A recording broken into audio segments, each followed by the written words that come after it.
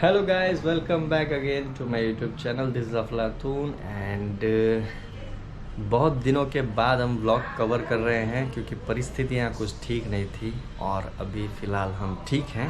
सो आज का दिन हो चुका है शुरुआत नवरात्रि की। And happy Navratri to all my friend and subscriber and followers जो भी है, सबको नवरात्रि की बहुत बहुत शुभकामनाएं। एंड आज के दिन हमने अपने घर पे नवरात्रि के सबसे पहले दिन पे हम घट स्थापना का एक पूजा का हमने यहाँ पर प्रबंध किया हुआ है। अभी पंडित जी तो आए नहीं हैं, उनका टाइमिंग है 10 बजे एंड फ़िलहाल अभी 9:30 बज रहे हैं। एंड लेट्स सी वो कब आते हैं और पूजा स्टार्ट करते हैं। तो आज का व्लॉग शायद आप लोग एंजॉय करोगे क्योंकि हम दिखाएंगे कि नवरात्रि के पहले दिन में हम घट के स्थापना का शुरुआत कैसे करते हैं। So let's start. ये है हमारा मंदिर और यहाँ पर बैठकर ही हम पूजा का प्रोग्राम, पूजा का जो समारोह है वो हम यहाँ पर शुरू करेंगे। एंड हमने यहाँ पर सामान रख दिया है। अभी हम वेट कर रहे हैं हमारे पंडित जी का, देखते हैं वो कब आते हैं। 10 बजे का तो उनका टाइमिंग है, जैसा कि मैंने आपको पहले कहा कि समय हो रहा है अभी 11:44। अभी हमारे पंडित जी आ चुके हैं, बहुत ज़्यादा लेट।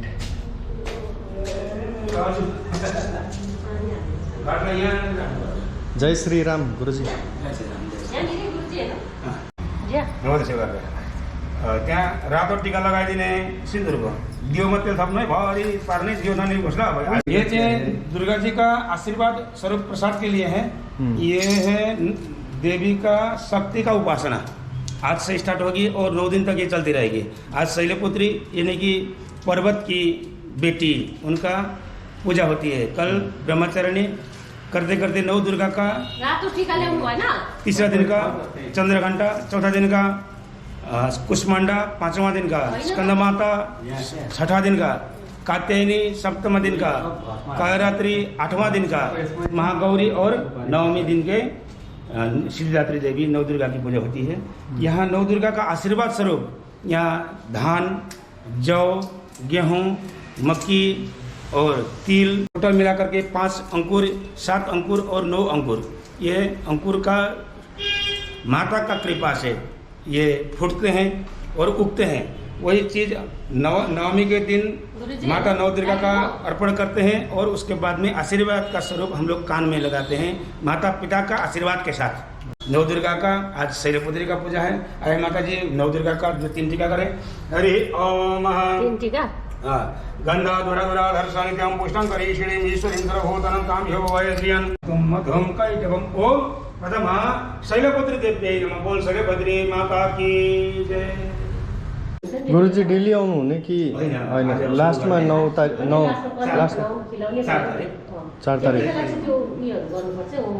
ओम हुन्छ नि? ओम हुन्छ। उसमा निकालिदिन्छ त अन्त नेटमा नेटमा हुन्छ त, फोनमा हुन्छ नि, फोनमा निकाल्छु। सो पूजा की शुरुआत हो चुकी है। गुरुजी आए, उन्होंने पूजा शुरू कर दी। एंड अभी जो प्रोसेस था वो तो हो गया है, घट का स्थापना हो चुका है। एंड अभी हम के पढ्नु आँटेको छ आमा हामीले? शैलपुत्री है ना? तो आज पहला जो हम 9 दुर्गा में सबसे पहला दुर्गा माता का जो रूप आता है शैलपुत्री, उनका पाठ करेंगे। उनका पाठ के लिए अभी हम मोबाइल से उनको शायद मोबाइल में मेरे को मिल जाए। जैसा कि मैंने कहा पंडित जी आए और चले गए। उन्होंने जैसा हमें यहाँ पर विधि विधान सिखाया कैसे करना है, क्या करना है। मैं अभी आपको घट दिखाता हूँ। यहाँ पर हमने किस तरीके से इसको सजाया है।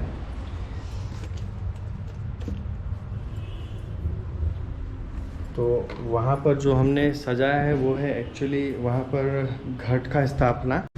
तो ये पनि आएर खुसी पनि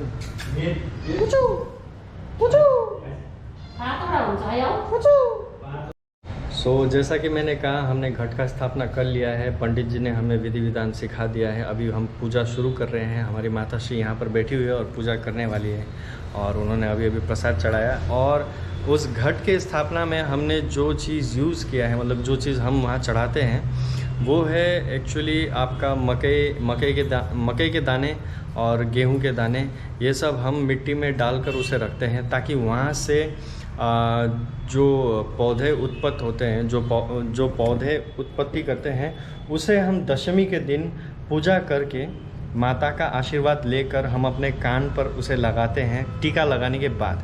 ये हम नेपालियों में एक तरीका है माता को पूजा करने का, और उसे हम जमारा बन जाए हाँ, उसे हम जमारा कहते हैं। जो वो पौधा निकलता है उसे हम जमारा कहते हैं। वो जमारा हम बहुत ही पवित्र उसे मानते हैं और उसे हम कान पे लगाते हैं और माँ का आशीर्वाद लेते हैं। तो यहाँ पर ये बात है कि हम जो लास्ट वाला पूजा है दुर्गा माँ का, नवरात्रि की जो सबसे आखिरी पूजा है, उस पूजा के लास्ट पूजा में हम यहाँ पर हवन भी करेंगे, और उस दिन भी मैं शायद वीडियो बनाकर डालूँगा। सो अभी पूजा शुरू करते हैं, चलो।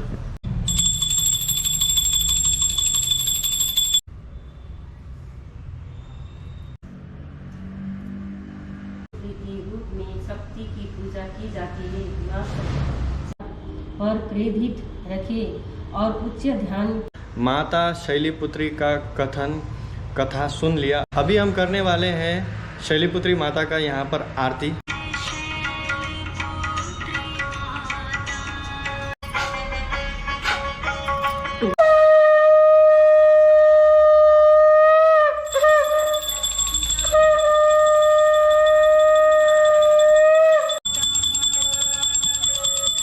तो दोस्तों, हमारी जो ये आरती थी आज नव दुर्गा की पहली आरती जो शैलीपुत्री माता के लिए हम यहाँ कर रहे थे, वो कंप्लीट हो चुकी है, पूजा भी हो चुकी है। और ये अभी हम 9 दिन तक इस पूजा को डेली करते रहेंगे, हम हर दिन करते रहेंगे 9 दिन तक।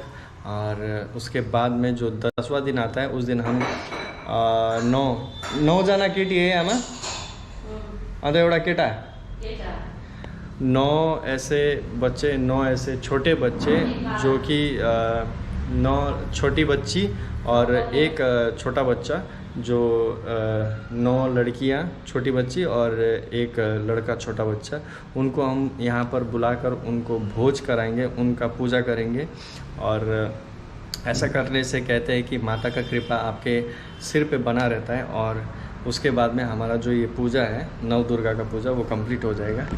और बहुत दिनों से हम बजरंगबली के ये झंडे को लेकर घूम रहे हैं। मैंने इसे कालीगंज से लाया हुआ था और अभी मैं इसे अपने घर के छत पे लगाने जा रहा हूँ। तो इतने दिन से मैं इसे नहीं लगा पा रहा था, इस झंडे को नहीं लगा पा रहा था, और मैं ऐसे पवित्र दिन का इंतज़ार कर रहा था कि किस दिन मैं अच्छे से इसे लगा पाऊँ। अभी देखते हैं कि हम इसे कहाँ लगा सकते हैं। तो झंडे को हम लगाएंगे यहाँ नीचे नहीं, हम ऊपर जाएंगे, सीढ़ियों से ऊपर जाएंगे, और सीढ़ी थोड़ा सा डेलिकेट है, मैं आपको दिखा दूँ। अभी इस सीढ़ी से मैं चढ़ के ऊपर जाने वाला हूँ। यहाँ से मैं ऊपर जाऊँगा और झंडे को लगाकर यहाँ से मैं आपको दिखाऊँगा मैंने झंडा लगाया है कि नहीं। चलिए चलते हैं।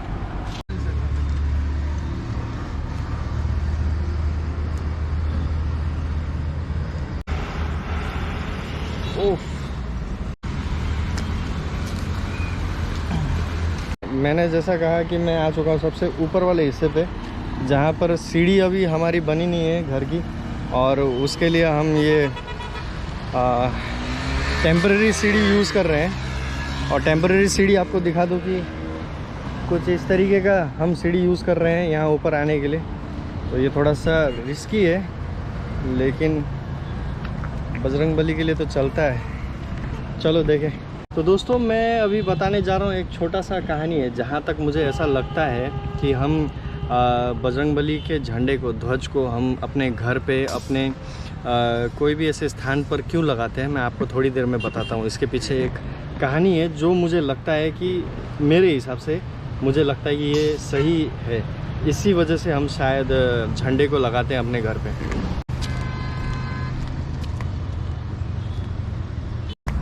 इसे हम फिर 15 अगस्त और इंडिपेंडेंस डे के दिन लगाएंगे। अभी हम इस झंडे को, हमारे झंडे को अच्छे से रख लेते हैं फोल्ड करके।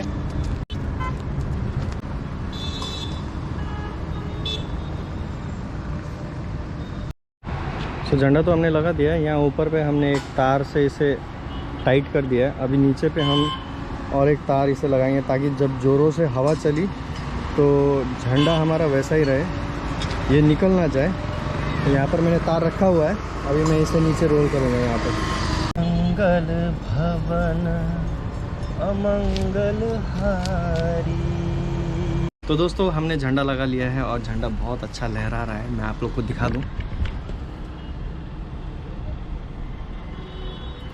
एंड जैसा कि झंडा लगाने से पहले मैं आपको कहना चाहता था और मैं आपको बोल रहा था कि हम झंडा क्यों अपने छत पे अपने ऐसे स्थान पे लगाते हैं, तो उसके पीछे मुझे लगता है, मेरे हिसाब से मुझे लगता है, जहाँ तक मैंने सुना है, जहाँ तक मैंने जाना है, एक कहानी है जो महाभारत से रिलेटेड है। एक अच्छी सी कहानी है जो महाभारत से रिलेटेड है, जो मैं आपको बताना चाहता हूँ। शायद ये बात आपको पता होगी, शायद ये कहानी आपने सुनी होगी, फिर भी मैं आपको बताना चाहता हूँ कि हम झंडे को अपने घर पे, अपने ऐसे स्थान पर क्यों लगाते हैं। तो एक विश्वास है झंडे को लेकर, बजरंगबली के झंडे को लेकर, जो कि मैं आपको बताना चाहता हूँ कि महाभारत में एक ऐसा वाक़या हुआ था जब युद्ध ख़त्म होने के बाद कृष्ण ने कहा कि अर्जुन तुम रथ से उतर जाओ, उसके बाद में मैं उतरूँगा। तो अर्जुन ने कहा कि पहले आप उतरो वासुदेव, उसके बाद में मैं उतरूँगा, क्योंकि आप मेरे भगवान हो। तो उसके बाद में वासुदेव ने कहा नहीं तुम उतरो फिर मैं उतरता हूँ। तो बहुत देर तक इस तरीके का बहस होने के बाद में अर्जुन ने कहा ठीक है वासुदेव, कृष्ण मैं उतर जाता हूँ। तो जैसे ही वासुदेव के कहने पर, श्री कृष्ण के कहने पर अर्जुन अपने रथ से नीचे उतरे। फिर उसके बाद में वासुदेव श्री कृष्ण उस रथ से नीचे उतरे। फिर वासुदेव श्री कृष्ण ने रथ के तरफ अपनी नज़र घुमाई और कहा हे बजरंगबली आप अब रथ से नीचे आ सकते हो। तो जैसे ही वासुदेव श्री कृष्ण ने ये कहा कि बजरंगबली आप नीचे उतर सकते हो, ठीक उसी पल जो झंडा, जो ध्वजा, बजरंगबली का जो झंडा रथ पे लगा हुआ था, वहाँ से बजरंगबली नीचे उतरे और उसी क्षण भर में पूरा रथ तहस नहस हो गया, पूरा रथ जल चुका था। फिर अर्जुन ने वासुदेव श्री कृष्ण को कहा अरे ये रथ कैसे टूट सकता है, ये रथ कैसे टूट गया, ऐसे अचानक से कैसे टूट गया। तब श्री कृष्ण ने कहा कि तुम्हारा रथ तो बहुत पहले ही टूट चुका था, ये तो बजरंगबली थे जिन्होंने इस रथ को अभी तक संभाल के रखा हुआ था। तो ये है कि आप पे जो भी आपत्ति विपत्ति आती है, अगर आप बजरंगबली के ध्वजा को, बजरंगबली के झंडे को अपने घर पे एक अच्छे स्थान पर आप उन्हें रखते हैं तो वो आपकी रक्षा करते हैं। तो ये मेरा मानना है और हो सकता है ये सबका मानना हो और शायद ये कहानी, ये छोटा सा वाक़या आप लोग को पसंद आया हो। एंड बजरंगबली के तो बहुत सारे कहानी है, अभी उस कहानी में से मैंने आपको छोटी सी कहानी बताई है और देखिए क्या लहरा रही है हमारी झंडे। एंड दोस्तों नीचे आ चुके हैं हम लोग झंडा लगाने के बाद और होप आज का वीडियो, आज का कहानी, आज का व्लॉग सब आपको पसंद आया हो और जिसको पसंद आया हो सब कोई प्लीज़ कमेंट कीजिएगा, क्योंकि आप कमेंट करोगे तो एक कनेक्शन बना रहता है। और चैनल को लाइक एंड सब्सक्राइब भी कीजिएगा। मिलते हैं अगले नेक्स्ट व्लॉग में विद न्यू कंटेंट। तब तक के लिए जय राम जी की।